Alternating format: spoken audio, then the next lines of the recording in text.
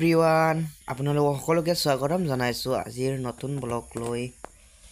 আজি আমাৰ ঘৰত কিবা পাৰ্টি চলি আছে। আপোনালোকে সকলোৱে ভিডিঅ'টো স্কিপ নকৰাকৈ চা। এই আমাৰ মামো মানে আমাৰ মিছন মামো বুলি কয়, কিন্তু মামোটো ব। এই আমাৰ ব আৰু এইটো আমাৰ মামা আৰু অৰুমা। আমাৰ মামো বহুত আছে। চাহ এতিয়া খানা চলি আছে, মানে খাই আছে এতিয়া।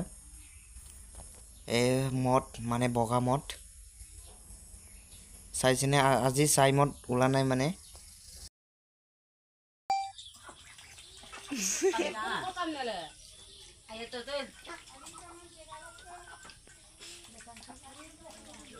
এতিয়া আকৌ ৰেডি হৈ গ'ল গাইজ। এতিয়া আকৌ ভাত খাবগে। আগতে মানে মদৰ লগত কিবা চব্জি খাইছিলে, এতিয়া আকৌ ভাত খাবলৈ ৰেডি হৈ গ'ল।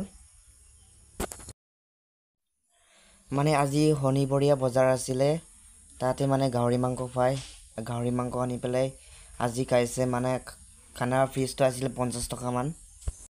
চব্জিটো ধুনীয়াকৈ বনাইছে আমাৰ দাদাই, গাহৰি মাংসৰ লগত খল পুলি। মানে খাবলৈ ভাল আছিলে বাৰু।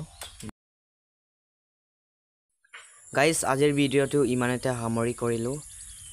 যদি মোৰ ভিডিঅ'টো ভাল লাগিলে লাইক কমেণ্ট ছাবস্ক্ৰাইব শ্বেয়াৰ কৰি দিব।